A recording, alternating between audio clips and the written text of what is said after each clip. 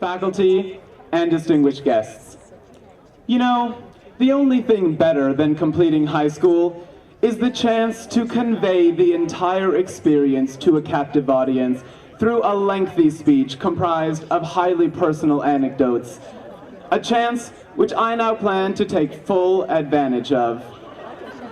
Now, I realize that some of you may be less than excited for what is about to pass, so in an attempt to fix this problem, I've invited my friend Jeff up here to accompany me with some mood-setting music that I hope will enhance the speech greatly.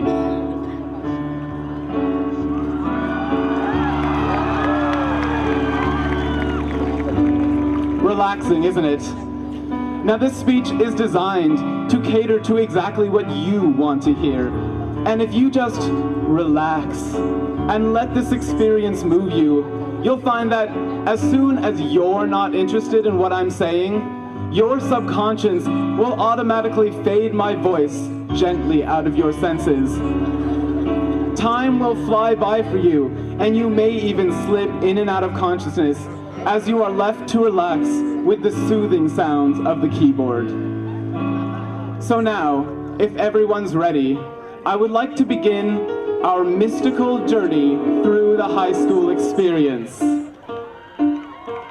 Our adventure begins with freshman year, easily your best year of high school, though you may not appreciate it.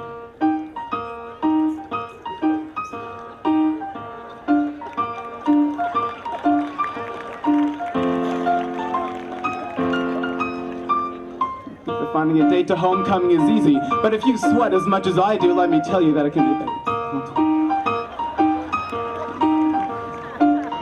That's when I realized that everyone else's bodies were changing too, and I didn't have to be embarrassed about what was happening to me.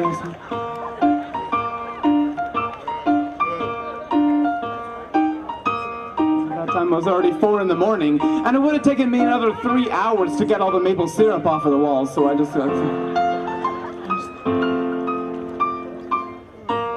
And that brings us to senior year.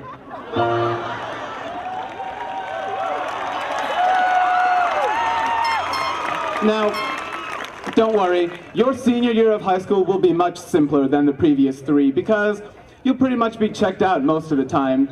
But there is one little thing you should get out of the way before you stop caring. And I think I can best describe how that feels with this metaphorical story. Let's say you're a single guy, and you decide it's time to start thinking about getting married. But you're still young, you don't want to rush into anything, so you spend years searching for the perfect girl. Every chance you get, you travel all over the country just to meet new people. Some you like more than others, some are too nerdy, some party too much, but finally, after all your searching, you think you found the perfect one. Oh, she's incredible. She's fun, smart, sexy, everything you wanted in a woman. You decide to propose, but you'll only get one shot and you can't screw it up. So you spend months agonizing over how you're gonna do it, what you're gonna say to her. You set a deadline for yourself so that you can't put it off forever. And as the deadline approaches, you begin to get more nervous. Are you good enough? She can perform well and get good marks, but is that all she wants? Does she need a man who can lead? Oh, maybe you should have volunteered to coordinate that project last week. Does she want a man who can show compassion? Or maybe you should have done more community service. And maybe when that old woman asked you to help her cross the street, you shouldn't have tricked her and laughed. Oh, it feels like everything you've been doing in your entire life has been leading up to this moment. Finally, the deadline is here.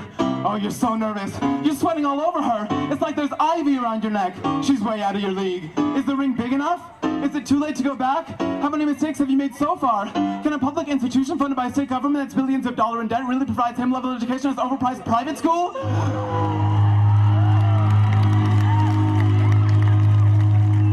And then it's over. You submitted your proposal and there's nothing more you can do. And she looks at you and she says, let me get back to you in like 4 months. That's pretty much what applying to college is like. And you know what sucks the most about it? She'll probably say no. But guess what you didn't tell her? You proposed to like have a backup chicks just in case she rejected you. And they're all begging you to come marry them instead. So suck it, Yale. I could never have married a smoker anyway.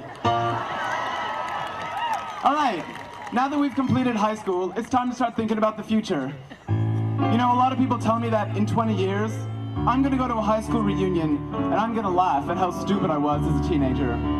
I'd say that sounds like a pretty good plan because as teenagers, we've had to put up with a lot of ridiculous stuff to get to where we are today.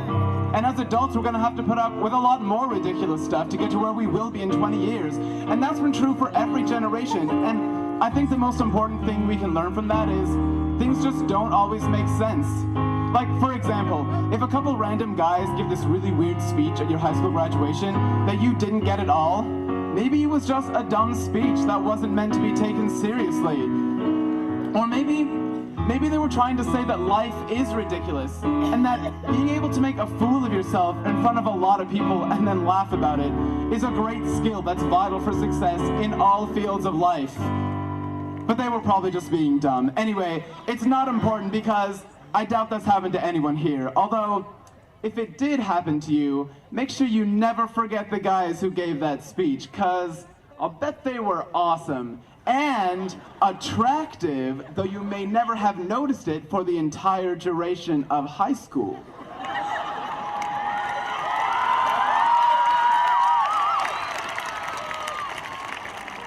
Just a thought. All right, I guess that pretty much sums up everything I have to say. The only thing left is congratulations to the Mountain View High School class of 2008 and to everyone who helped us get here. I look forward to laughing with all of you about this in 20 years.